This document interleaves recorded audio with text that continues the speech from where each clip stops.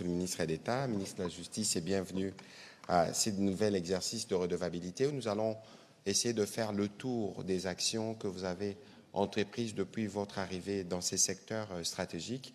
Nous aurons l'occasion de faire le point sur plusieurs initiatives, notamment que ce soit en ce qui concerne les réformes que vous avez engagées, mais aussi sur le front judiciaire qui va nous permettre de faire en sorte que ceux qui commettent des crimes puissent en répondre. Mais en premier, avant que nous ne puissions rentrer dans les vifs du sujet de ce soir, je voudrais revenir sur ce que nous avons fait à Luanda cet après-midi. Je reviens de Luanda où j'ai accompagné le président de la République qui est retourné en Angola à l'invitation du président João Lourenço, président en exercice de l'Union africaine, pour discuter justement de la situation sécuritaire dans l'est de notre pays et de la nécessité de poursuivre les efforts pour ramener la paix. Au terme des échanges avec le président de la République, le président Lourenço a appelé à un cessez-le-feu immédiat. L'initiative des Luanda n'est pas une initiative qui vient remplacer celle qui existe déjà de Doha avec les fils, le M23, et de Washington avec le père, le Rwanda.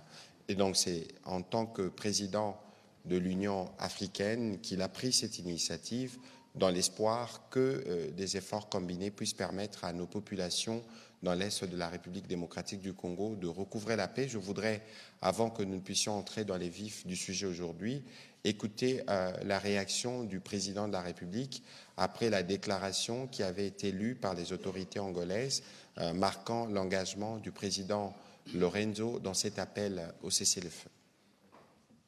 Je vais commencer d'abord par remercier le président João Manuel Gonçalves Lourenço, président de la République d'Angola, mais aussi président en exercice de l'Union africaine, pour son initiative, son attachement à la paix dans l'est de la République démocratique du Congo.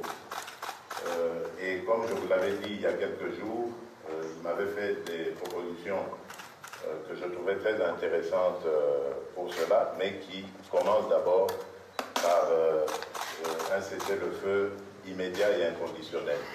Et je le dis ici au nom de la République démocratique du Congo que je souscris totalement à cette initiative et que nous sommes prêts à aller dans ce sens-là dès que nous aurons un retour de la part du président João Manuel Gonçalves Lourenço, que je tiens encore une fois de plus à remercier pour son engagement en faveur de la paix. Voilà, le président Lourenço qui est reconnu comme champion de l'Union africaine pour la paix. Nous aurons sûrement l'occasion de pouvoir revenir sur cette actualité avec d'autres détails. Monsieur le ministre d'État, Monsieur le ministre de la Justice, je vous remercie de vous prêter à cet exercice de redevabilité. Je sais que ce matin, dans le cadre de votre action, vous étiez à côté du vice-premier ministre, ministre de l'Intérieur, pour des audiences foraines, notamment en ce qui concerne la lutte contre la criminalité à Kinshasa. Et donc, vous avez non pas seulement la lutte contre la criminalité avec travers son volet judiciaire, mais d'autres éléments de réforme. Qu'est-ce que vous pouvez nous dire à ces stades des réalisations ou tout au moins des chantiers que vous avez commencés dans les secteurs de la justice? Vous avez la parole. Monsieur le ministre de Mouyaya, d'abord je voudrais remercier tous les journalistes d'avoir répondu à cette invitation. Cela démontre de l'intérêt que vous portez à l'action du gouvernement dans un secteur aussi sensible et stratégique que la justice. Il y a quelques mois, j'étais ici devant vous, et je m'ai présenté pour la première fois pour vous décliner les priorités dans le domaine de la justice. Et ces jours-là, j'avais pris un engagement solennel, c'est contribuer aux efforts de transformation de la justice, non pas par des discours, ça c'est important, mais par des actes mesurables et irréversibles. Et bien sûr, cet engagement s'inscrit dans la vision de son Excellence, Monsieur le Président de la République, mise en œuvre par le gouvernement dirigé par Madame son Excellence, Madame la Première ministre Siminois.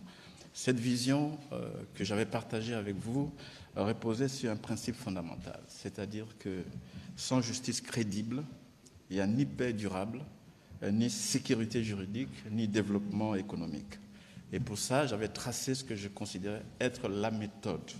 Et ma méthode était simple, c'est-à-dire que la proximité, la fermeté et les résultats. Donc depuis ma prise de fonction, j'ai imposé une méthode claire, d'abord une concertation interinstitutionnelle, parce que c'est important lorsque vous êtes dans le secteur de la justice, vous devez aussi avoir cette concertation interinstitutionnelle et aussi interministérielle, puisque dans le cadre de la solidarité gouvernementale, j'ai régulièrement des réunions sur des aspects qui concernent la justice avec mes collègues. Proximité, parce que je m'étais dit que j'étais le ministre des proximités, donc il fallait être proximité avec les populations, parce qu'en fait, nous sommes redevables devant la population et aussi proximité vis-à-vis de l'administration. Bien sûr, tolérance zéro face à l'impunité, et j'y reviendrai tout à l'heure, c'est ce que nous avons fait aujourd'hui dans le cadre des audiences foraines, et bien sûr, redevabilité permanente. Donc cette méthode s'est traduite par un plan d'action structuré autour des 5 piliers stratégiques qui guident bien sûr chacune de nos décisions. D'abord, je commence par la lutte contre l'impunité et les crimes graves. Et donc, d'abord, l'élément le plus important sur le plan de la souveraineté juridique et de la sécurité, puisque nous sommes en guerre, une avancée majeure a été réalisée avec la promulgation de l'ordonnance présidentielle rendant nul et de nul effet absolu, bien sûr, tous les actes administratifs, juridiques et judiciaires émanant du M23. Ça, c'est important puisque lorsque la paix sera revenue, donc tous les actes qui ont été posés par ces groupes armés ne seront pas reconnus. Donc, zéro reconnaissance juridique des actes d'une rébellion armée. Ça, nous avons protégé ce que je considère comme notre souveraineté. Dans le même registre, j'ai donné une dizaine d'injonctions emblématiques. Il y a eu plusieurs, mais il y en a plusieurs, ont été adressées aux juridictions, aussi bien civiles, militaires, pour la poursuite des auteurs de crimes. Et là, c'est très important puisque les injonctions emblématiques ont touché ce que la population considérait dans un premier temps comme des intouchables. Aujourd'hui, tout le monde, chacun qui commet des infractions, quel que soit son rang, il sera tenu responsable. Bien sûr, cela a été renforcé par la diplomatie judiciaire qui a apporté plus de crédibilité dans nos actions. Donc, par exemple, des commissions rogatoires, dont certaines en attente depuis 11 ans, ont été traitées. Et ça a donné beaucoup plus de crédibilité. Et bien sûr, il y a une dizaine d'accords de coopération pour renforcer, bien sûr, l'entraide judiciaire et faciliter les commissions rogatoires ont été finalisées et certains sont en cours. Donc, nous avons aussi appliqué le principe de la courtoisie judiciaire avec plusieurs pays, parce que vous savez que, vous savez qu'en tant que pays, nous avons les obligations de répondre aux requêtes qui viennent d'autres pays. Donc, la courtoisie judiciaire avec plusieurs pays a permis le transfèrement des détenus et nous ferons jouer les principes de la réciprocité pour la situation de nos ressortissants dans les pays concernés. Donc c'est important qu'à travers la justice, parce que nous avons quand même des ressortissants qui sont en prison dans ces pays-là, et si on demande le transfert, il faut que nous puissions aussi appliquer le principe de la réciprocité. Des dossiers ciblés actuellement en instruction, tant au niveau national qu'international, ça c'est important. Sur le plan disciplinaire, je vais vous donner quelques chiffres. Plusieurs dénonciations émanant de justiciables et des avocats ont été traités. Pareil, nous avons reçu 324 dossiers ouverts à charge des magistrats, dont certains ont été condamnés à des peines disciplinaires et d'autres condamnés au pénal. Et bien sûr, il y a eu des révocations de poursuites et des poursuites pénales ont été prises, traduisant ici une nette rupture avec la culture, effectivement, de l'impunité. J'ai eu des contacts avec les différents bâtonniers pour que ceux qui participent dans la chaîne criminelle puissent être tenus responsables. Donc, des avocats, huissiers de justice, autres membres du personnel judiciaire impliqués dans ces actes-là n'ont pas été épargnés. Deuxième élément, c'est la lutte contre la corruption et la spoliation. Ici, je vais donner juste d'abord la lutte contre la corruption. a été institutionnalisée. C'est l'une de notre priorité. Je donne juste quelques chiffres pour étayer ce que je suis en train de dire. Nous avons reçu plus de 400 dénonciations émanant des institutions étatiques, y compris des ministères, et de particuliers ont été réceptionnés en cours de traitement. Donc 30% concernent les biens fonciers et immobiliers de l'État. Je donne l'exemple, replaçant le ministre de la Justice auquel la lutte contre la corruption et la spoliation. À cet égard, 13 injonctions encore emblématiques, formelles, adressées au procureur général après la Cour de cassation sur ces dossiers sensibles liés à la spoliation immobilière et à la fraude. Et ça, c'est la spécificité. Donc, il n'y a pas seulement donc, il y a eu des injonctions sur la fraude minière. Vous savez, c'était une chaîne qui regroupe aussi bien le personnel civil que le militaire. Donc, ceux-là vont aussi, ils vont aussi faire la justice. La pollution environnementale, pour la première fois, les infractions liées à l'environnement, ils ont commises par une société. Et je crois qu'on a donné une injonction et je crois que la société a commencé à faire des efforts déjà pour indemniser, mais cela n'exclut pas la responsabilité pénale. Donc et pour ça, l'impunité, bien sûr, des propriétés injustement dépossédées ont été réinstallées, parfois après plus de 10 ans de procédures frauduleuses. Et aujourd'hui, le barreau a annoncé la radiation d'un avocat qui avait arraché, bien sûr, une maison à une pauvre maman. Et quand cette pauvre maman est venue me voir au bureau, j'ai pu avoir des réunions avec le bâtonnier et je suis très heureux de voir que cela a été fait, donc il a été. Donc, pour lutter contre la spoliation, un cadre permanent de concertation intersectorielle a été mis en place avec le ministère de l'Urbanisme, des Affaires foncières et des Travaux publics, infrastructures, et l'Agence de protection du patrimoine immobilier de l'État. Donc, au niveau gouvernemental, il y a là, ce que je peux dire, une action conjointe pour lutter contre ces phénomènes de spoliation, parce que la plupart, je n'ai pas de statistiques exactes à cet égard, mais la plupart des dénonciations que nous recevons au ministère, la plupart des cas devant les causes des tribunaux concernent la spoliation immobilière et foncière. Donc nous nous trouvons dans une situation d'insécurité totale et pour cela, nous devons être très fermes et je pense qu'on va continuer. Et là, je me réjouis que de la promulgation de la loi scellée, de la collègue Scellé, qui a été promulguée et qui va mettre l'accent... Madame Onès Selewi, la ministre des Affaires foncières. Oui. Effectivement. Et la particularité de cette loi, c'est que, pour la première fois, il y a la responsabilité pénale individuelle des conservateurs de titres immobiliers, ainsi que d'autres agents, si ils sont impliqués dans la chaîne de la spoliation. Ça, c'est extrêmement important. C'est pour cette raison-là que nous allons, le cadre permanent va faire en sorte que nous puissions effectivement protéger nos citoyens contre ces phénomènes de spoliation. Justice de proximité, je peux éventuellement dire que j'ai effectué, depuis que j'ai pris fonction, j'ai visité une vingtaine de localités dans 6 provinces et qui ont bénéficié d'une itinérance. Ça, c'est extrêmement important puisque vous ne pouvez pas faire des réformes si vous n'allez pas à l'écoute, si vous ne faites pas l'évaluation de besoins.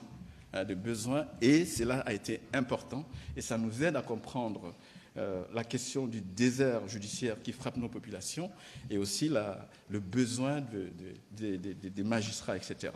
Sur le plan carcéral, nous avons, et ça c'est important de le dire, c'est que nous avons reçu 800 dossiers des demandes de libération conditionnelle de détenus et nous les avons examinés. Et c'était important que nous puissions mettre de l'ordre parce qu'avant cela, il y a eu des gens qui ont commencé à financer ces opérations pour qu'ils puissent libérer des personnes qui n'étaient pas détenues. Après examen, donc il y a eu 270 détenus qui ont bénéficié de libération conditionnelle rigoureuse, strictement encadrée par la loi.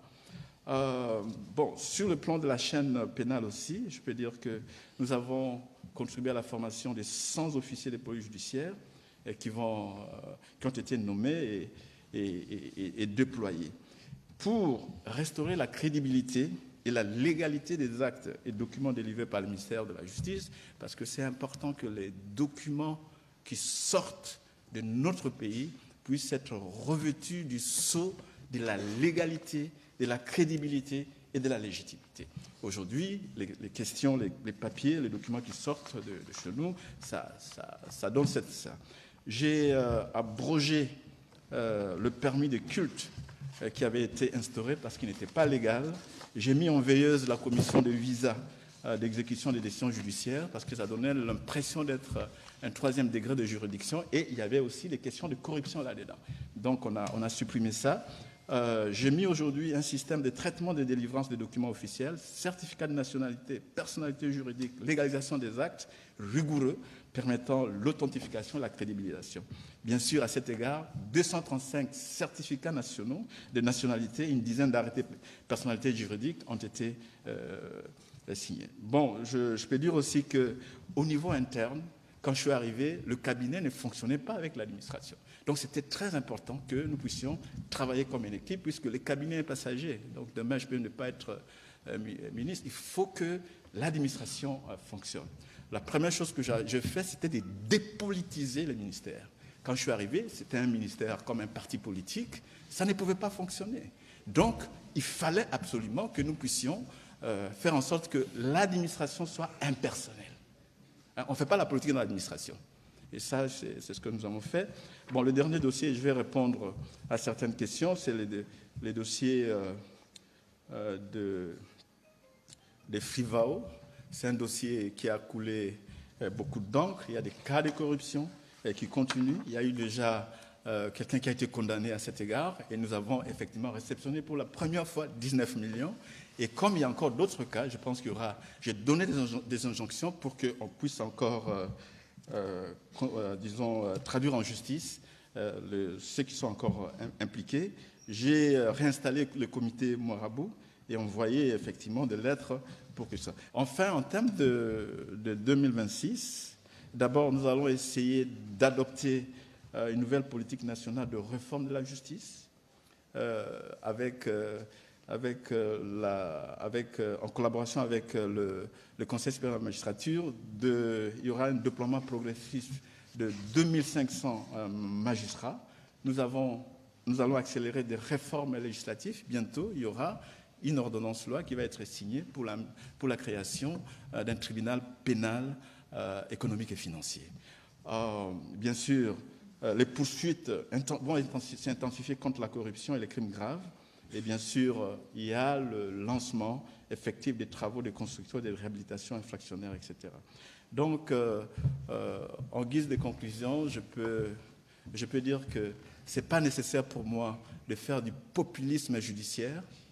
Un ministre de la Justice ne peut pas. Le lieu de la justice, c'est un lieu sacré. C'est un lieu sacré. Et donc, il faut appliquer la loi, appliquer la politique gouvernementale telle que voulue par le président de la République et la Première ministre. Et c'est ce que je fais. Donc, ceux qui me reprochent de ne pas parler, je ne le ferai pas. Je ne le ferai pas. J'appliquerai la loi et je parlerai quand c'est nécessaire, comme aujourd'hui. Merci. Merci, Monsieur le ministre, de ces tours d'horizon qui partent justement de la situation d'abord dans l'Est, parce qu'il y a des actes qui sont posés et que les Congolais qui y sont doivent savoir que des actes sont de nul et de nul effet, mais aussi de d'autres réformes que vous avez portées au niveau du ministère de la Justice. Évidemment, les défis, les chantiers sont grands par rapport à l'immensité du pays, mais il y a une volonté politique qui fera que nous pourrons atteindre des résultats. On va commencer la série des questions avec Madame Joséphine Mawete.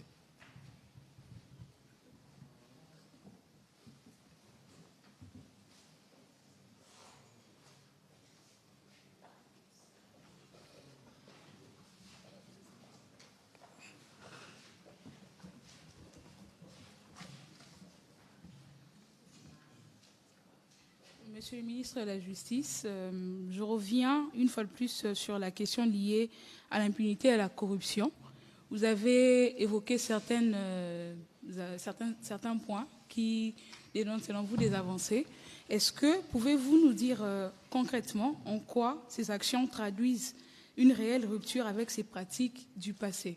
Parce que les peuples se plaignent encore que les pratiques liées à la corruption et à l'impunité continuent. Et la deuxième question, elle est liée à l'accès des citoyens à la justice. En matière d'accès à la justice, notamment pour les populations les plus vulnérables, quelles avancées tangibles ont été réalisées? Parce qu'aujourd'hui, les phénomènes Koulouna fait encore ravage. Et comment les victimes sont-elles au fait bénéficiaires de cette justice dont vous êtes le patron? Et une question d'actualité, Monsieur le ministre de la Communication, s'il vous plaît. Goma a connu ces jeudis une ambiance funèbre avec la cérémonie organisée par le M23 AFC. Et selon eux, ils étaient en train d'enterrer des victimes qui sont tombées avec les frappes menées par les FARDC. Avez-vous un commentaire dessus? Merci pour vos questions. Bon, écoutez, le premier commentaire, c'est d'abord de dire toute notre compassion, notre solidarité à nos populations qui sont victimes de ceux qui gouvernent par crime. Et puis, c'est tellement odieux que ceux qui sont reconnus comme sémeurs de la mort et de la désolation s'autorisent, c'est le fils qui imite sûrement le père, de faire une propagande autour des obsèques. La première chose, mais sur Goma, il y a beaucoup à dire. Je pense que j'avais fait un tweet à ces propos cet après-midi pour dire que d'abord, on n'oublie pas qu'en 4 jours, 10 000 compatriotes ont été tués. On n'oublie pas qu'en juillet, plus de 300 compatriotes de la communauté Hutu principalement ont été massacrés. On n'oublie pas qu'entre Camagnola et Ouvira, en quelques jours, 1500 compatriotes ont été massacrés. On n'oublie pas non plus ceux qui tuent des innocents parce qu'il y a des contradictions, ceux qui se tuent entre eux parce qu'ils ne supportent pas la contradiction. Alors, lorsque ceux qui sont reconnus comme tels s'autorisent à faire ce qu'ils ont fait aujourd'hui, c'est juste le paroxysme de l'indécence et de l'inhumanité. Comment vous pouvez penser organiser un événement de propagande, parce que nous avions déjà appris de bonnes sources ce qui se préparait, interdire aux uns aux autres d'enterrer leurs morts, parce qu'il y avait besoin de faire ces shows, malheureusement, sur des compatriotes qui sont morts. C'est que les Congolais doivent retenir, et c'est ce qu'on disait un peu en liminaire ici, parce qu'il n'y a aucun acte posé dans ces contextes par ces criminels qui restera impuni. Ce que les Congolais doivent retenir, c'est que nous sommes mobilisés. Nous sommes mobilisés non seulement que nous sommes des cœurs avec nos compatriotes de Goma, de Bukavu, de toutes les parties qui sont sous occupation, mais nous sommes aussi solidaires de leur courage, de leur bravoure, parce qu'ils ne ratent aucune occasion, malgré les intimidations, à exprimer leur ras-le-bol face aux crimes des occupants. Je crois que le message à retenir ce soir, c'est le message de notre détermination à libérer nos populations qui sont sous les jougs de ces criminels, mais c'est aussi le message de la justice. Peut-être à ces propos, le ministre de la Justice, avant qu'il ne réponde à d'autres questions, il pourra dire un mot sur le sujet, mais je crois qu'il y a une limite. Vous pouvez être inhumain, vous pouvez être cruel, mais vous pouvez à certains égards, par respect pour les morts, observer une certaine limite, et ce n'était pas le cas aujourd'hui, et ce n'est pas surprenant lorsqu'on connaît les pratiques du père. Voilà. Monsieur le ministre. Merci. Je voudrais juste renchérir sur ce que le ministre Mouyaya vient de dire en ce qui concerne le scénario que nous avons vu à l'est du pays. Nous compatissons pour ces morts, dont certains sont nos compatriotes. Mais au-delà de ça, ce qui est plus important, c'est que tous les rapports des Nations Unies, des ONG qui sont crédibles, ont reconnu la responsabilité individuelle et collective des M23 dans ce qui se passe. Il nous revient, et c'est pourquoi j'avais toujours dit que nous avons la souveraineté en matière de justice, et il viendra un moment opportun que nos juridictions vont se saisir de ces cas. Le fait de faire ce scénario n'enlève en rien cette responsabilité. C'est ce que nous devons retenir parce qu'il s'agit des crimes imprescriptibles. Imprescriptibles, les crimes de guerre, ainsi de suite. Deuxièmement, sur le plan diplomatique, certaines de ces personnes-là ont été sanctionnées par le Conseil de sécurité, par l'Union européenne. Donc, on a suffisamment de preuves, qui démontrent leur responsabilité dans tout ce qui se passe. Mais ce qui est à déplorer, c'est faire un scénario, on a eu des allégations qui sont allés chercher des corps des gens dans les morgues, etc., pour faire cette cérémonie macabre. C'est ce que nous déplorons parce que les morts ont droit au respect. Et c'est important. C'est important parce que ces morts appartiennent aux familles et c'est ça que nous allons effectivement faire. S'agissant de la pratique de l'impunité, je pense que je vous ai donné quelques chiffres. Vous savez, j'ai pris fonction seulement en août, le 8 août, et je commençais à être opérationnel le 12. Et en quelques mois, nous avons fait un effort de traduire en justice certains acteurs qui participaient dans la chaîne de l'impunité, ainsi de suite. Donc, il y a eu des injonctions, si vous ne savez pas, c'est-à-dire qu'on a référé ces cas qui concernaient le personnel militaire devant la juridiction militaire, les civils, ainsi de suite. J'ai répété ici, j'ai donné un exemple de cette maman qui avait perdu sa maison pendant des années, et nos relations, c'est ça la collaboration avec le barreau, parce que même quand j'étais parti à Kananga, dans les grands Katanga, j'ai eu le même message avec le barreau, et je me réjouis que le barreau aujourd'hui a déjà sanctionné un avocat qui participe. C'est la lutte contre l'impunité. Donc c'est une lutte lent et constant. C'est ce que nous allons effectivement faire. Mais je pense que nous avons cette année dit que tolérance zéro. Aujourd'hui, je venais de signer 2 injonctions, dont certains concernaient les cas de corruption dans un ministère. Vous voyez, ça sont des choses qu'on peut éventuellement faire. Deuxièmement aussi, dans d'autres circonstances, vous voyez, je vous donne un exemple. On a voulu déguerpir la police vers la Gombe. Ces personnes-là, donc c'est toujours les cas de corruption, ainsi de suite, donc il y a eu des cas qui veulent le faire. Maintenant, en ce qui concerne la question de Kuluna, j'avais dit il y a quelques mois que la question de Kuluna devait avoir une réponse holistique. La première réponse a été que le vice-premier ministre et ministre de l'Intérieur et des Affaires coutumières a conduit l'opération Ndobo. L'opération Ndobo a permis d'appréhender presque 500 Kuluna.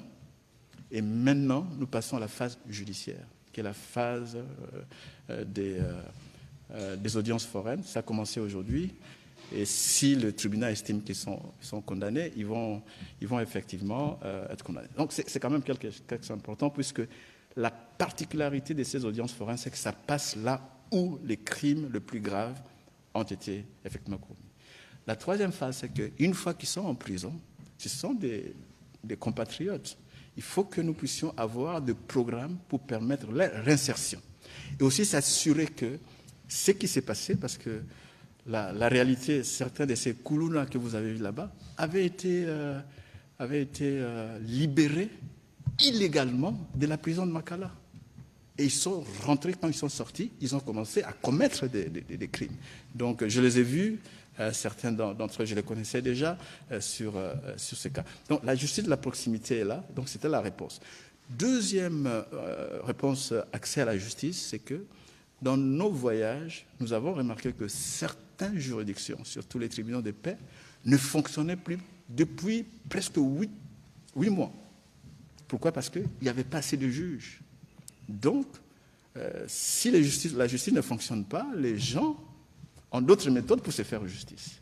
Donc, ce que nous sommes en train de faire, c'est que les magistrats qui ont été nommés, ils vont être déployés justement pour répondre à cette désert judiciaire. C'est ce que je suis en train de faire. Donc, on fait un travail progressif pour permettre à ce que la justice soit plus proche de la population. C'est dans ce cadre-là que je suis allé à Demba. À Demba, depuis l'indépendance, on m'a dit que c'était la première fois qu'on voyait un ministre à Demba. Dans le Kasaï central. Au Kasaï central, à Demba, je suis allé inaugurer un tribunal de paix. Et c'était une fête, parce que les gens ont vu que la justice était maintenant proche de la population. Donc nous allons continuer dans ces efforts pour rendre la justice plus proche de la population, parce que c'est notre redevabilité. S'assurer que cette justice-là a des moyens de dire le droit. Cette justice-là fonctionne à la crédibilité et à la légitimité de la population, parce que les décisions sont rendues, bien sûr, au nom du peuple, mais par le président de la République et à travers la justice. Voilà. Voilà, on va prendre les prochaines questions de M. Éric Izami.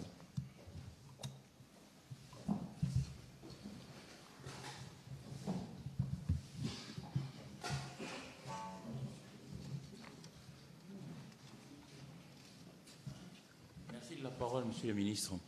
Alors, Monsieur le ministre Nguefa, je voudrais savoir, avant vous, il avait été dit que dans notre appareil judiciaire, il y a aussi l'existence de certains magistrats véreux.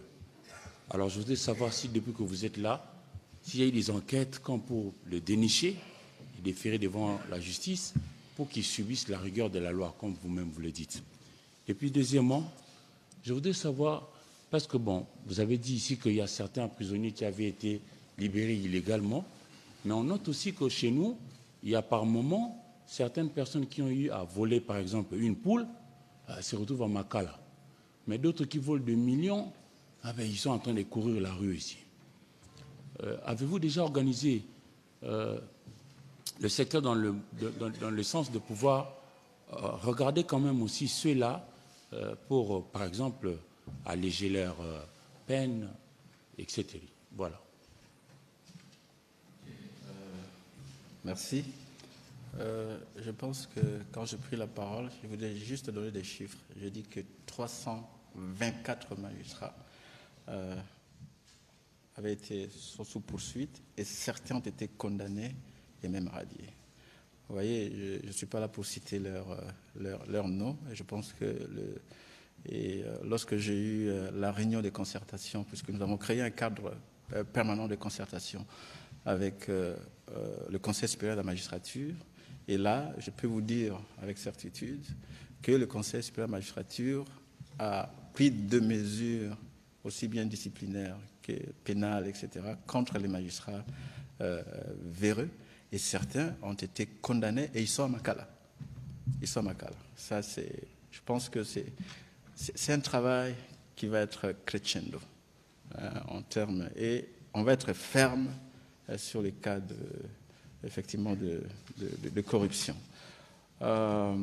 Maintenant, la question de ceux qui volent un téléphone ou des millions, donc ça dépend, parce que dans les cadres, par exemple, de Koulouna, ils tuent en volant un téléphone. Oui, ils tuent en volant un téléphone, et tandis que les autres volent 1 million. Et je ne suis pas là pour divulguer les secrets de la justice, les secrets, disons, des interrogatoires, mais je peux vous dire que ceux qui ont volé les millions, il y a des enquêtes en cours. Donc, ce n'est pas à moi. Je dois respecter l'indépendance de la justice. Donc, ce n'est pas à moi de partager avec vous les cas qui sont en cours, puisque la personne peut toujours bénéficier de la présomption d'innocence. Mais ce qui est plus important aujourd'hui, c'est que les cas de corruption qui nous arrivent, on les transfère directement si c'est effectivement établi. Vous voyez, il y a des magistrats, il y a des personnes qui sont en train de racketter les sociétés, même les multinationales, etc. Des cas, des 6 millions, 10 millions, les chantages, etc. Ces cas vont être disons peut-être demain, après-demain, vont faire l'objet d'injonctions. Ça, ce sont les efforts que nous sommes en train de faire. Ce que je veux absolument dire, c'est qu'aujourd'hui, c'est 0 tolérance en ce qui concerne la corruption. 0 tolérance en ce qui concerne la spoliation des biens publics et des biens privés. Et s'il y a suffisamment d'éléments Et comme aujourd'hui nous avons la loi scellée nous permet aujourd'hui de mettre un terme à ces phénomènes. Parce que ce que peut-être vous ne savez pas, les spoliations concernent aussi bien les ministres que la pauvre maman. C'est tout le monde, c'est vraiment de l'insécurité. Ça crée de l'insécurité pour nous et ça ne facilite pas le climat des affaires. Donc cette loi, c'est une très grande avancée au niveau de la justice. Et c'est ça qui va nous permettre justement de donner des réponses judiciaires. Sur le plan, pour vous dire, sur le plan international, on est en contact avec certains pays pour que nous puissions rapatrier les fonds de corruption. Les fonds de corruption. Nous allons y arriver par l'entraide judiciaire, etc. Je ferai des voyages à l'étranger justement sur ces questions. Voilà. Voilà. On va prendre les questions de Madame Pascaline Bayo. Et puis, M. Liévin Luzolo se prépare. Merci, Excellence. J'ai une question, deux petites questions, je crois, pour le ministre d'État et de la Justice. Nous avons constaté, ministre, plusieurs cas de ceux d'aucuns qualifiés aujourd'hui d'enlèvement sont signalés dans la ville. Ces cas, pour la plupart, sont exercés contre les opposants.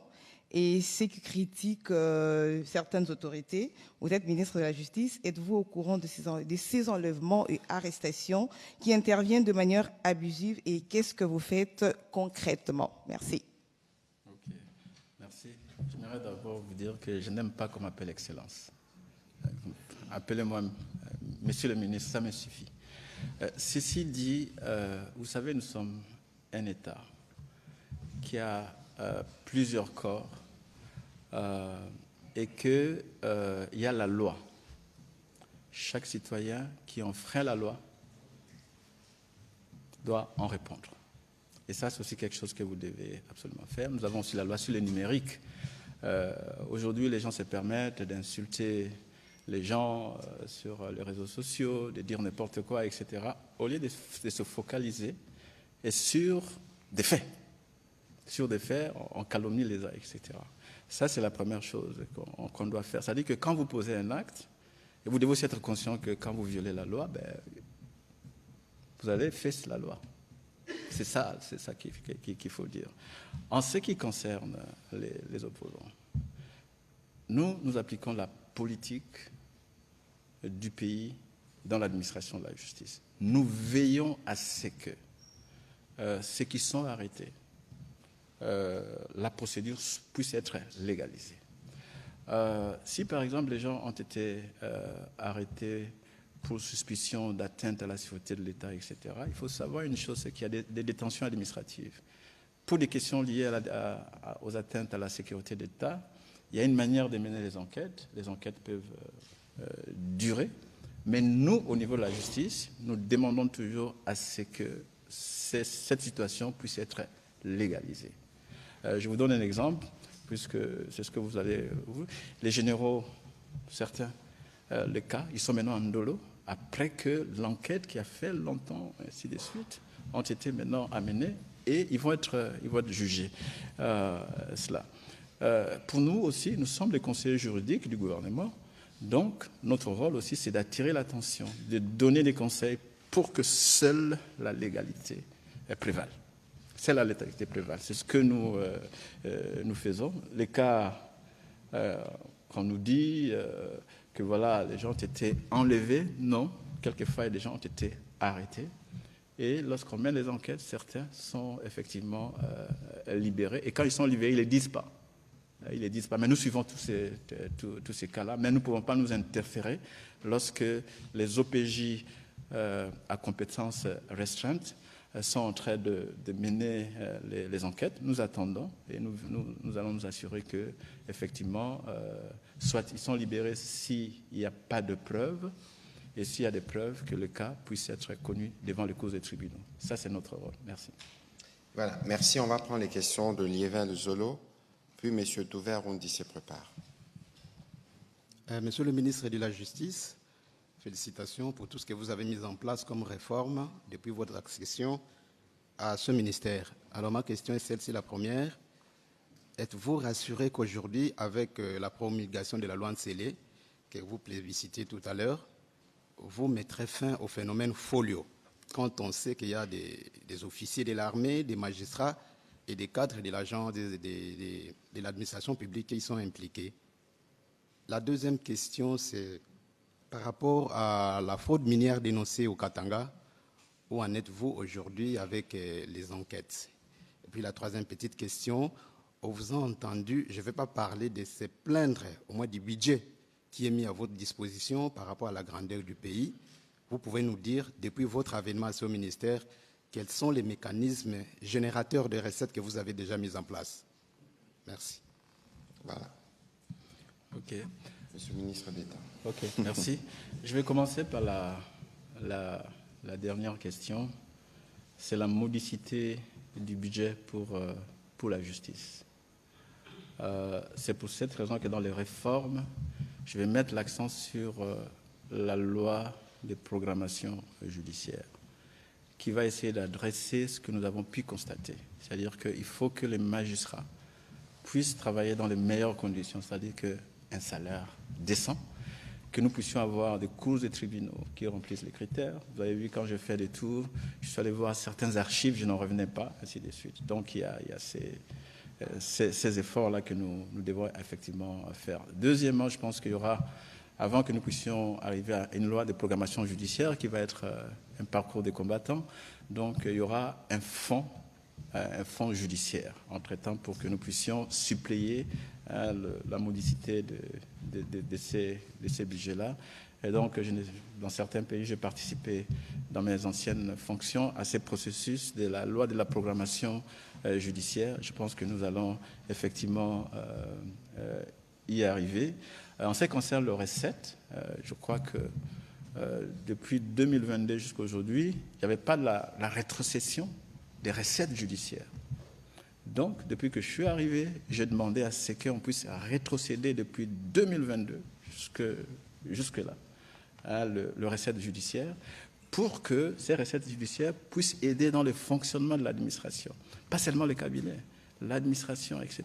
Vous voyez, ça, ce sont des choses que nous devons faire en essayant de mettre de l'ordre et la rigueur dans la délivrance des documents. C'était pour que les gens, lorsqu'ils payent, ça entre dans la caisse de l'État. Ça n'entre pas dans les poches des gens. Et ça, c'est fini au niveau du ministère. Et je crois qu'il y a des gens qui vont traduire en justice pour avoir fait cela. Ça, c'est quelque chose d'important. Et c'est une discussion. Nous sommes un pays qui a beaucoup de priorités. Et pour moi, je vais m'assurer que au moins, nous lançons ces chantiers de la loi de la programmation judiciaire. Quand je ne serai pas là, ceux qui viendront après moi, ils peuvent effectivement continuer. Mais l'essentiel, c'est vraiment de mettre des réformes pour que nous puissions avoir une justice respectable. Maintenant, la fraude minière. La fraude minière, vous savez, la fraude minière, c'est une chaîne criminelle qui implique beaucoup de gens, y compris les militaires. Vous voyez, y compris les militaires. Ce que nous avons fait, c'est qu'il y a eu deux types d'injonctions. Donc, je crois que les enquêtes sont en cours. Et je pense que je suis en train de suivre pour s'assurer à travers l'inspection des affaires judiciaires et pénitentiaires qu'effectivement ceux qui font les enquêtes ont des moyens pour continuer à mener les enquêtes. Et puis, bien sûr, que ça doit donner un exemple puisque ça rassure dans le climat des affaires. Et donc, on va essayer de pousser. Pour le phénomène folio, avant, il y avait presque un vide juridique. Donc, il y avait l'irresponsabilité des agents de l'État. Ils pouvaient faire ce qu'ils pouvaient faire. Par exemple, vous venez, on va mettre... Par agent de l'État, qu'entendez-vous, conservateur? Oui, conservateur des titres immobiliers, tout ce qui travaille dans l'administration foncière, immobilière, etc. Je vais vous donner un exemple. Le phénomène des Michopo. Je ne sais pas si vous connaissez ça, j'ai appris ça pour la première fois ici. Le phénomène Michopo, c'est quoi? C'est que une chaîne, donc le magistrat, l'avocat, le greffier, l'agent, donc ils essayent de soutirer les vrais documents et les remplacer par le faux document. Donc ils vont jusque dans les entrailles. C'est pourquoi on appelle ça le phénomène Michopo. Donc, cette loi va mettre un terme à ça, puisque l'agent qui va faire ça, il sera tenu pénalement responsable. Ce qui n'était pas le cas avant. Je vous ai donné l'exemple de l'avocat qui a été radié au barreau de la Gombe. C'est déjà quelque chose. Je pense que nous avons aujourd'hui cet instrument important, légal important, qui va nous aider à adresser cette question. Et j'attends de ma collègue Onège de me transférer tous ces dossiers qu'il a qui concernent les phénomènes de Michopo, y compris le ministre de l'Urbanisme. Vous vous rendez compte que dans la ville de la Gombe, Kinshasa, Gombe, la maison, pardon, dans la commune de la Gombe. Dans la commune de la Gombe, la majorité des maisons de l'État ont été spoliées. Alors il faut que nous puissions arriver à récupérer ces maisons de l'État. C'est les maisons de l'État. Quelqu'un qui fait un contrat. C'est pas déjà trop tard pour certains cas? Non, ce n'est pas trop tard. Si la personne prétend qu'il a acquis cette maison parce qu'il a mis 2 millions... Et qu'il dispose de titres de propriété? Oui, titres de propriété, mais nous allons faire une évaluation. Et c'est ça, il faut faire une évaluation. Parce que vous avez vendu à vil prix avec, dans une procédure qui n'était pas effectivement légale. Vous avez mis combien? On va demander. Aujourd'hui, la maison a autant. Vous avez mis autant. Soit vous ajoutez le surplus pour qu'on vous laisse. Mais on va essayer de faire cet exemple. Et je pense que le ministre de l'Urbanisme est en train de faire un travail très colossal, de répertorier tous les cas des maisons de l'État qui ont été spoliées. Parce qu'après tout, l'administration est permanente. C'est quand même notre pays. Ce n'est pas parce que vous êtes ministre à un moment donné, vous allez profiter du fait que vous êtes ministre de la Justice, vous occupez la maison de la justice et vous devenez par la suite propriétaire. D'abord, il y a un conflit d'intérêts. Ça, il y a un conflit d'intérêts. Et ça aussi, c'est un vide juridique que dans notre pays, nous n'avons pas encore une loi sur le conflit d'intérêts. Et bien sûr, dans ces réformes-là, il y aura une loi sur la corruption qui est sur le chantier. Et nous allons faire en sorte que nous puissions aussi avoir une loi sur le conflit d'intérêts. Parce que le grand problème que nous avons au sein de notre administration, c'est que, bien sûr, indépendamment du code de bonne conduite qu'il y a là-bas, etc., il y a beaucoup de cas de conflits d'intérêts. Et ce sont des conflits d'intérêts qui sont à la base de la corruption, de la spoliation, etc. Donc il faut mettre un terme à cela. Et je pense que dans les réformes que nous sommes en train de mener, nous allons élever. Il y a même un ministre qui a été victime. Il y a un ministre qui a été victime de ces cas de spoliation. Des cas de spoliation, victime. Il essaie maintenant de récupérer cette maison pour que la maison retourne au ministère. Je pense que nous allons y arriver. Voilà, je rappelle que la loi dont vous parlez, c'est la loi numéro 2562 du 30 décembre 2025 portant régime général de biens, régime foncier et immobilier et régime de sûreté. La loi qui a été portée par notre collègue Onège Sélé. Nous aurons l'occasion évidemment de revenir parce qu'il est important que nul n'ignore la loi, un peu comme ces principes de droit. Monsieur Touver-Oundi, allez-y pour votre question. Monsieur le ministre, les magistrats sont en formation. Ils viennent de différentes juridictions. Aujourd'hui, peut-on s'attendre que votre essaimage dans les cadres de la justice des proximités, ceux qui sont en train d'être formés auront le bon bagage pour éviter la corruption qui gangrène la justice. Et je voulais terminer par une question d'actualité. Monsieur le ministre de la Communication, vous revenez de Luanda.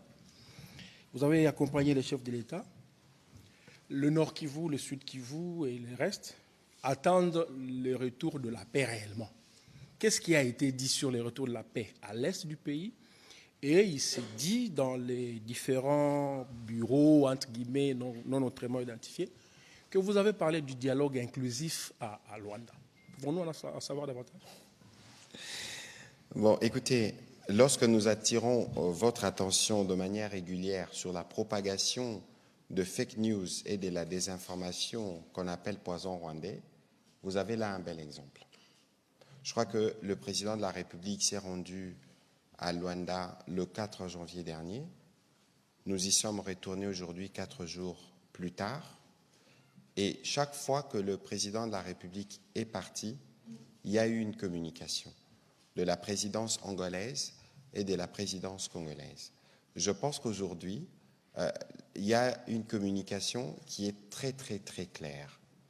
le président Lorenzo, qui est président en exercice de l'Union africaine, c'est en cette qualité qu'il a invité le président de la République pour discuter. Vous aviez suivi que le président de la République parlait des propositions qui lui ont été faites par rapport à la situation sécuritaire.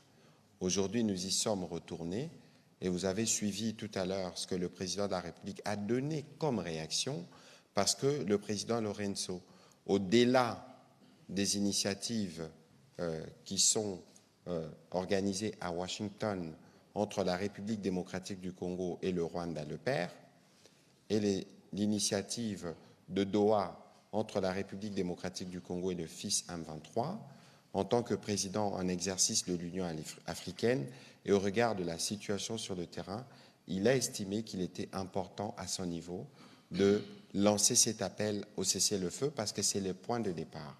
Que ce soit Doha, que ce soit Washington, c'est une exigence qui malheureusement, dans les faits, n'est pas respectée. Nous connaissons les méthodes du père, nous connaissons les méthodes du fils, nous avons l'exemple d'Ouvira.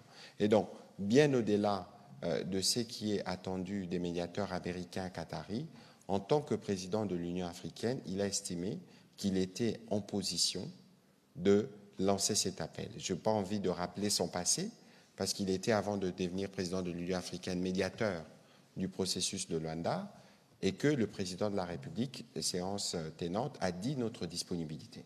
Et donc aujourd'hui, il y aura sûrement une suite, parce que le président de l'Union africaine va s'entretenir avec les autres partis qui sont concernés pour voir la suite qui y sera donnée. Ici, ce n'est pas un nouveau processus qui commence, mais c'est un effort, un appel du président de l'Union africaine, et il est en droit de le faire du fait qu'il soit aussi reconnu comme champion de la paix. Ensuite, pour revenir sur la question du dialogue, d'abord, ce qu'il faut savoir, c'est que le président de la République a déjà donné son accord. Sinon, on ne disposerait pas aujourd'hui d'une feuille de route. Nous avons une feuille de route qui a été conjointement établie par les équipes ECC-SENCO avec les équipes des églises portées par l'évêque Eji Bayamapia, et ils ont eu l'occasion de travailler avec le cabinet du président de la République. Il existe une feuille de route, mais que par la suite, il y a une question des séquençages. Parce que, qu'on ne nous trompe pas, peut-être que vous pouvez avoir la réponse à la question, est-ce que si les dialogues se tiennent aujourd'hui, nous sommes jeudi, est-ce que demain, vendredi, le Rwanda arrête ses actions hostiles qui durent 30 ans dans notre pays? Parce que puisqu'on parle de dialogue, on peut considérer que Washington, c'est aussi un dialogue avec un médiateur américain. Vous avez vu la réalité qui a suivi sur le terrain. À Doha, c'est aussi un dialogue avec le médiateur qatari. Vous voyez ce qui se passe sur le terrain. Mais alors, est-ce que si nous nous réunissons dans le cadre de ces dialogues, est-ce que la réalité sur le terrain changera le lendemain? C'est une question. Je dois rappeler ici que l'origine de la crise est sécuritaire. La crise que nous connaissons, c'est une crise qui est due à l'agression rwandaise. Nous n'avons pas de crise politique en République démocratique du Congo, encore moins de crise de légitimité, parce que le président a été élu à 73%. C'était un plébiscite. Et donc, il faut que cela soit bien clair. Et je vais terminer sur ce sujet en disant, comme j'aime à le dire, aller au dialogue, en Afrique, ça signifie laver les linges sales en famille, si je peux me permettre la formule. Mais les linges sales, on les sort. Et donc, nous irons dans un dialogue entre Congolais, mais avant d'y arriver, nous tous, nous savons plus ou moins c'est quoi le problème. Mais vous allez observer avec moi qu'il y a certains qui réclament à corps et à cri ces dialogues, qui ne sont pas en mesure de nommer le mal qui est connu.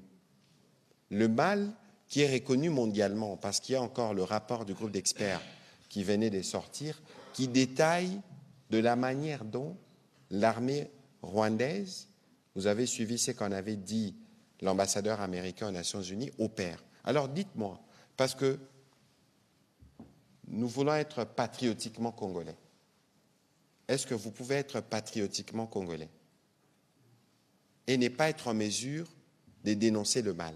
Parce qu'on n'a pas besoin d'abord d'aller au dialogue pour reconnaître le mal qui se passe sur le terrain. Vous voyez tous les drames. En quelques jours, 10 000 personnes décédées à Goma. Vous venez de Goma, vous aviez vécu ces horreurs. Je vous ai parlé d'Uvira, je vous ai parlé de Rutshuru. Je peux encore vous donner des tas d'exemples.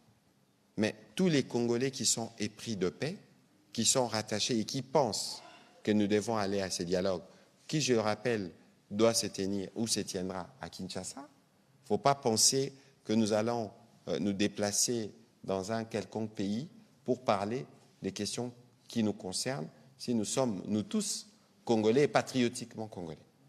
Donc il est important, en parlant de patriotisme, que certains s'assument, bien avant d'ailleurs qu'on arrive à cette échéance. Ce serait d'abord signe de solidarité, signe de respect pour nos morts qui sont utilisés aujourd'hui comme instrument de propagande par les fils qui imitent les pères. Je pense que sur ces sujets, cela doit être bien clair.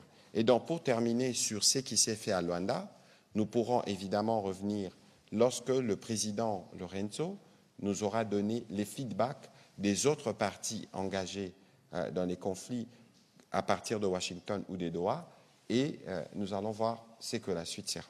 Voilà, Monsieur le ministre, je m'excuse d'avoir un peu pris plus de temps, mais c'était important de fixer les esprits sur ces sujets. Je pense que c'était aussi important, même sur le plan de la justice.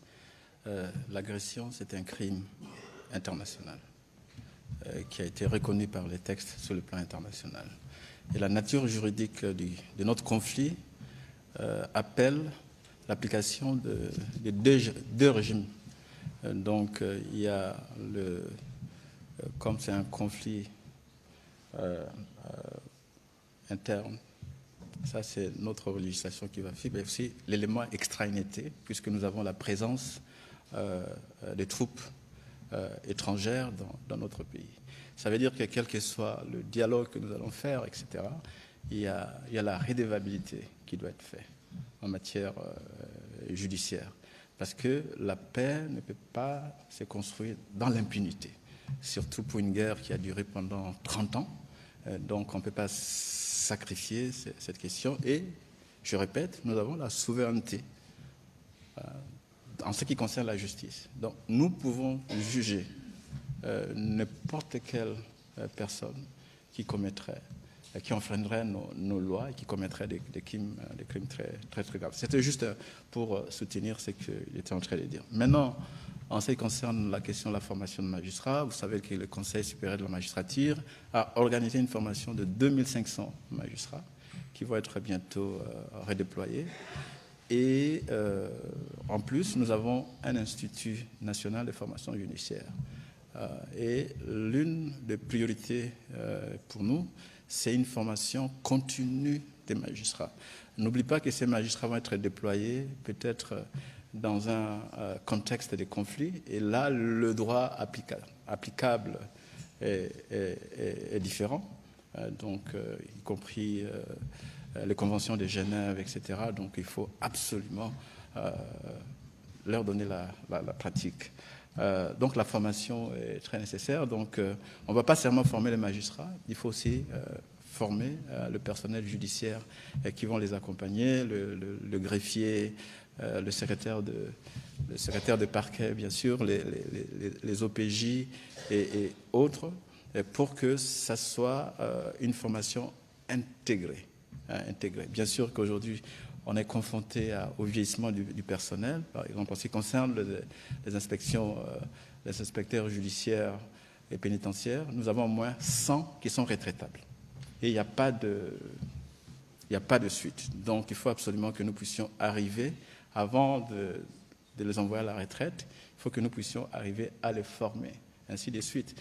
C'est pourquoi, à cet égard, ceux qui avaient été recrutés avant, sans respecter les procédures, nous allons reprendre pour que les concours et les tests, pour que les personnes qui vont être recrutées puissent être faits, pas sur une appartenance politique. Non, il faut qu'ils puissent être c'est sur la méritocratie, et ce sont des gens qui vont être là pendant 20 ans, 30 ans.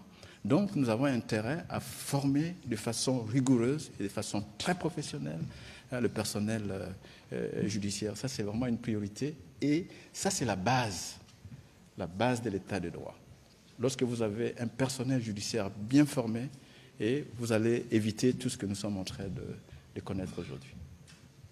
Voilà, merci. On va prendre la dernière série de questions, Monsieur le ministre d'État, pour terminer cet exercice. Et nous allons commencer par Monsieur John Kanyunyu, Monsieur Blaise Shindani, Madame Nathalie Sekabouoro, et on va terminer par Monsieur Marlon Kachamou. S'il vous plaît, pour vos questions.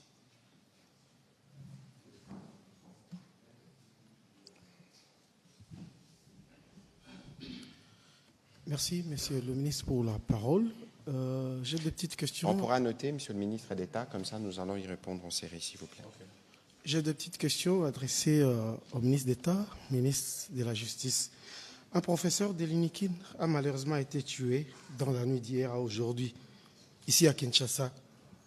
Quelles mesures le ministre de la Justice envisage-t-il prendre dans cette affaire-là? La deuxième préoccupation, selon le rapport des experts des Nations Unies, des crimes ont été commis par la FC-23, soutenue par le Rwanda. Il y a aussi dans une autre partie de notre pays des crimes commis par d'autres groupes armés, dont le plus virulent est l'ADF. À Lubero, Beni, Irumu et Mambasa, qui ne semblent pas attirer l'attention particulière du gouvernement et celle de la communauté internationale. Pensez-vous, Monsieur le ministre d'État, que justice sera rendue un jour aux victimes, et quel est votre commentaire sur les récents rapports des experts des Nations Unies sur les crimes commis dans la partie orientale de notre pays? Merci beaucoup. Voilà. Monsieur Blaise Shindani. Merci, Monsieur le ministre, pour la parole. J'ai une toute petite question pour le ministre de la Justice.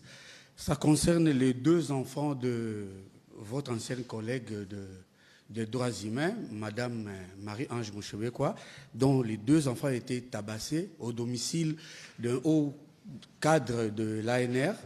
La dame a porté plainte à l'auditorat militaire, mais depuis qu'elle a porté plainte jusqu'à aujourd'hui, le monsieur n'a jamais été convoqué à l'auditorat militaire, et même les éléments de la police commis à sa garde, qui ont commis les forfaits, continuent à travailler sans être inquiétés.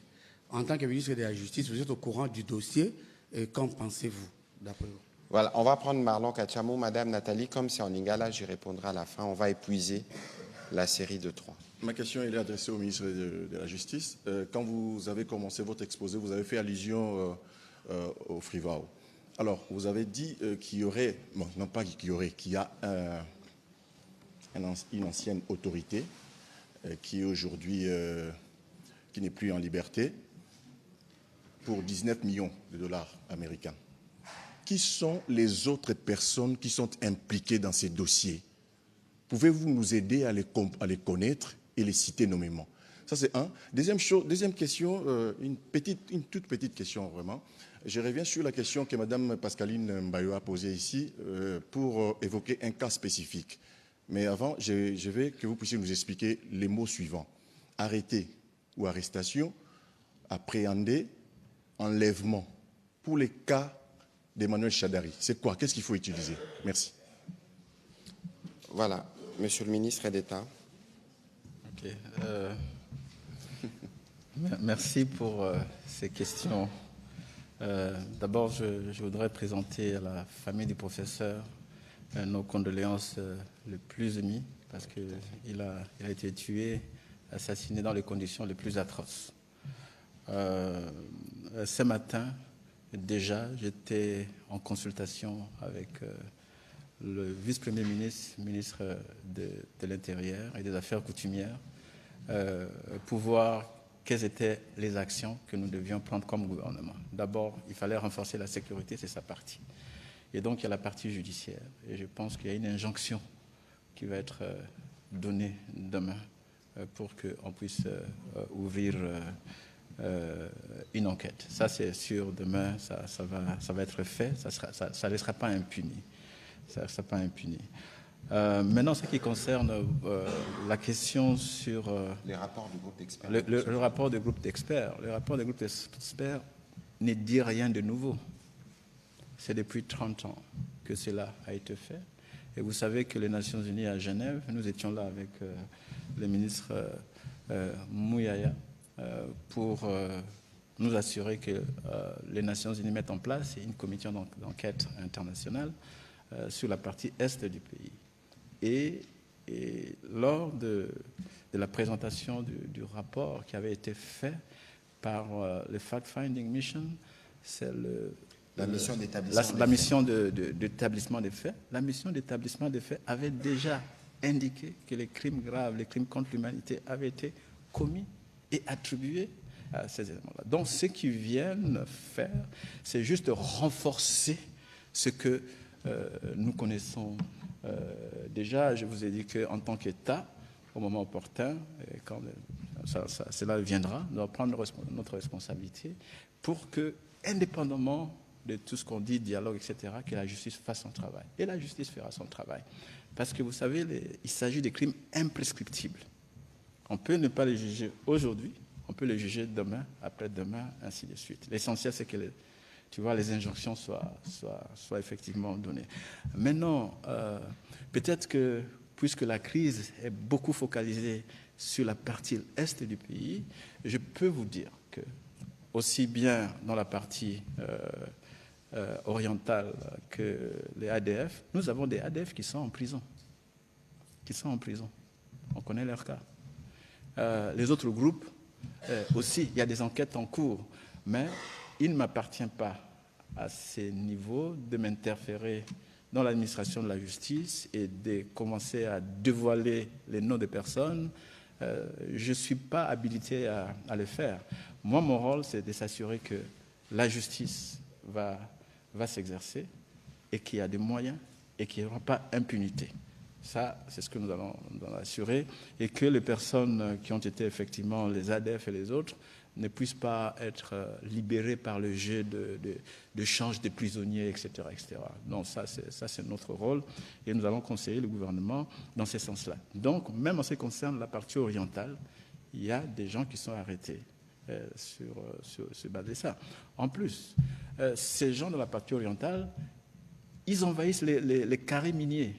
Ils commettent encore d'autres crimes, parce que c'est dans les contextes, l'exploitation, la spoliation de ressources naturelles dans un contexte de guerre, c'est un crime de guerre. C'est un crime de guerre. Donc, tout ça est effectivement documenté.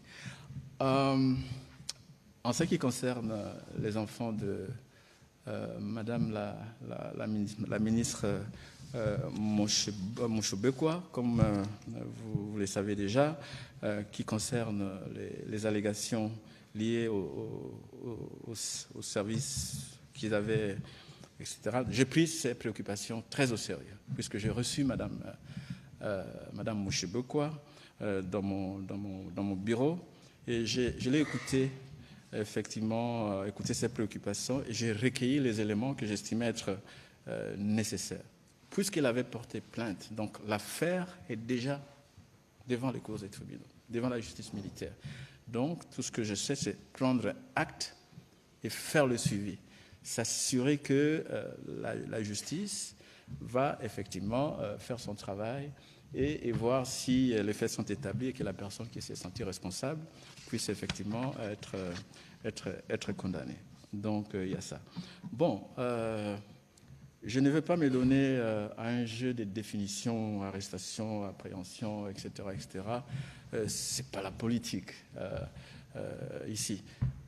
Si un service qui a un mandat spécifique au niveau de l'État appréhende quelqu'un pour des raisons que moi je ne connais pas comme ministre de la Justice, n'oublie pas que nous sommes en situation de guerre, et que certaines déclarations peuvent enfreindre les lois nationales.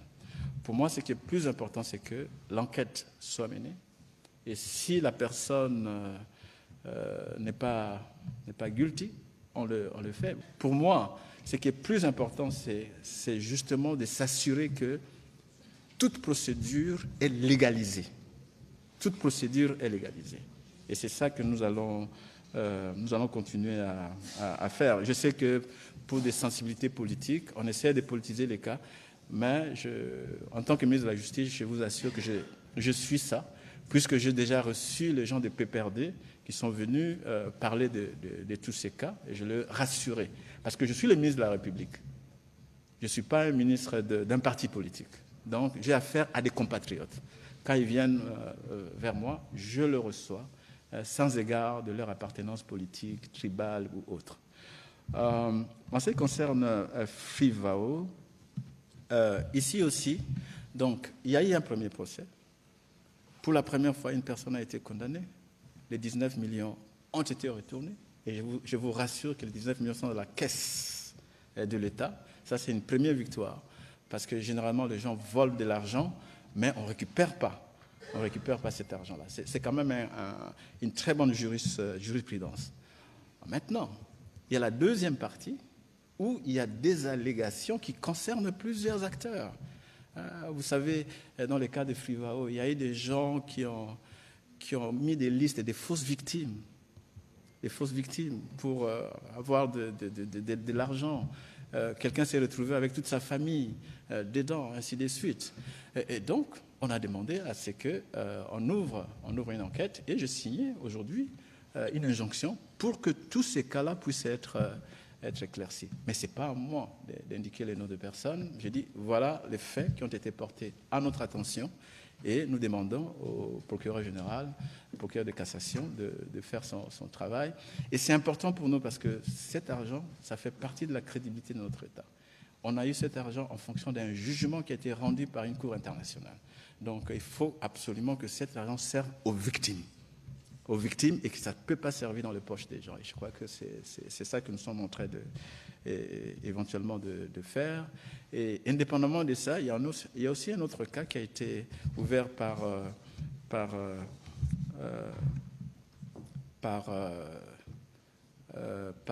le PGR. Il a ouvert, mais ça fait partie des secrets de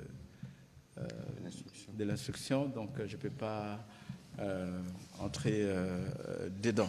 En conclusion, depuis que je suis ministre de la Justice, j'essaie de suivre tous les cas pour m'assurer que la légalité prévaut. Vous voyez, je vous ai donné l'exemple de tous ces généraux-là qui étaient sous investigation, instruction. Maintenant, ils sont de l'autre côté, et ainsi de suite. Donc, on a légalisé la procédure. Donc, cette procédure a été menée par des OPJ, par des structures qui ont le statut d'OPJ à compétences restreintes. Donc, il peut amener parce que ce sont des domaines assez spécialisés. Et donc, pour nous, nous devons assurer que c'est la légalité. Et d'ailleurs, les procès sont publics. Donc, Ndolo, vous pouvez aller, vous allez voir qu'ils ont droit à leurs avocats, ainsi de suite. Et s'ils sont trouvés qu'ils ne sont pas responsables, je pense qu'ils seront effectivement libérés. Ce que je peux éventuellement dire. Tosi Lisa. Ponangai. Pona ministre Mambi Masembo. Kasi na koyiko tunata mibale. Ya liboso tomoni ete obetaki penza moboko na maimatali kobundisa kanyaka. Kasi soki tokotala penza na mozindo makambo mazali koba. Okoki kotalisa biso penza na molai to na mokuse nini tokoki kosimba maye wana ekomi wapi. Soki okoki kotalisa biso yango ya mibale ezali nini? Code de la route yango pe ezali mobeko. Kasi tozali komona ete bakonzi, bino bakonzi. Poza kotosa yango te okomona immatriculation bofiniki yango. Nzoka nde sengeli emonisama. Nini ope koki kochama na bisika pote yango etosama penza matondo mingi. Bon, ngape na tundio botondi. Kanyaka na lopoto zanini, corruption. Je crois que nakoyano na mituna wana soki kulutu azana moelo ko bakisa.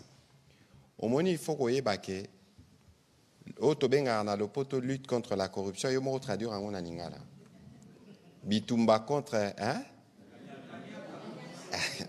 Bitu. Eza exercice moko permanent.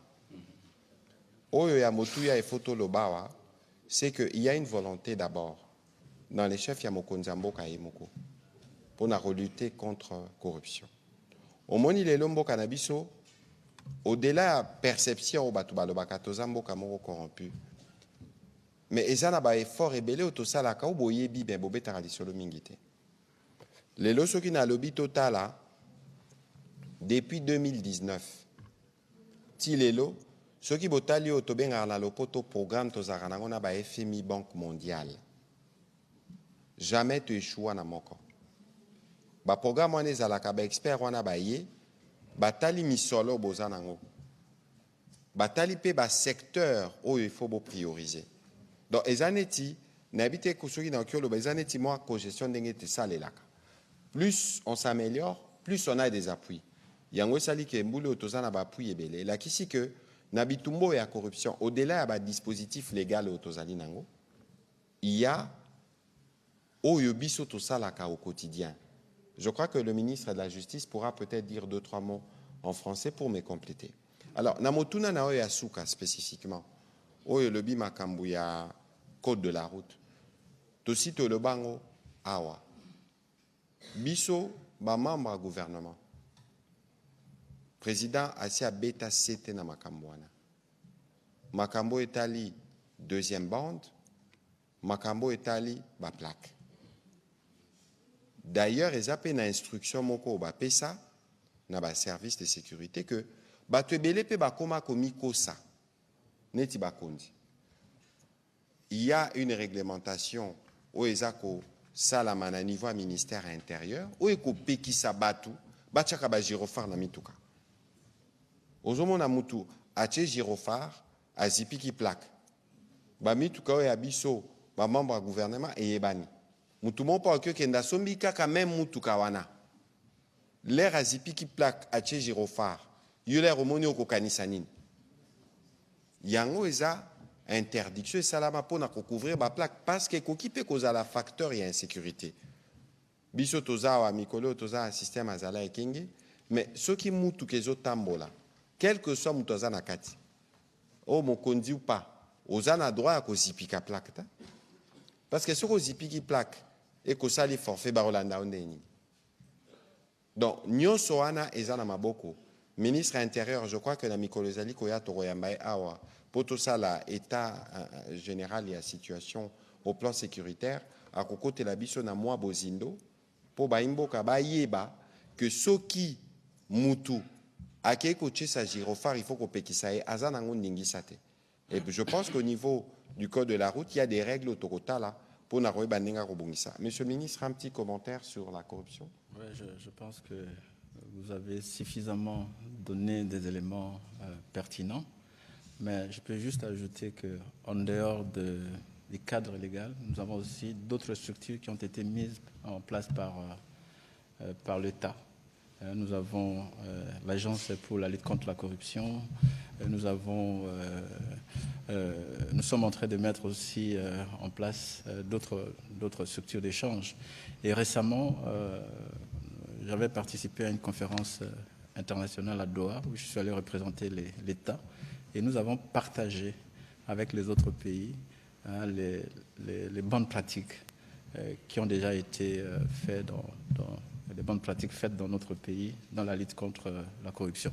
Comme le ministre Mouya l'a dit, c'est un combat de tous les jours. On ne peut pas éradiquer la corruption immédiatement. Donc c'est un processus. Donc on met les bases légales avec les instruments légaux pour qu'on lutte contre la corruption.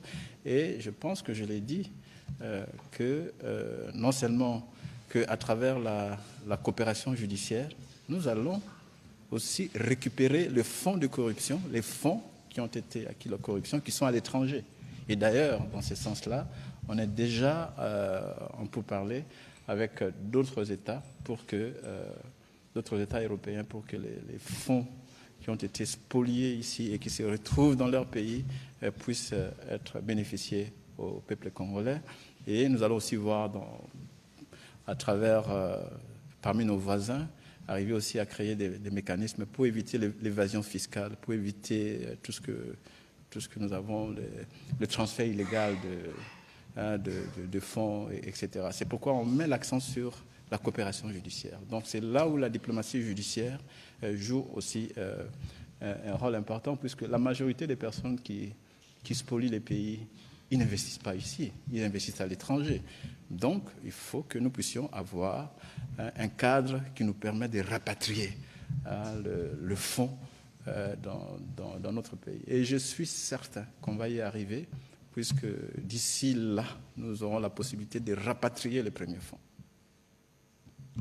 Voilà. Merci beaucoup, Monsieur le ministre d'État, ministre de la Justice, pour le premier exercice de redevabilité de cette année. On a fait le tour du sujet au niveau du secteur de la justice et vous nous avez donné des indications sur les réformes, mais surtout sur la lutte contre l'impunité, contre les crimes qui sont commis dans l'Est de la République spécifiquement avec cette agression.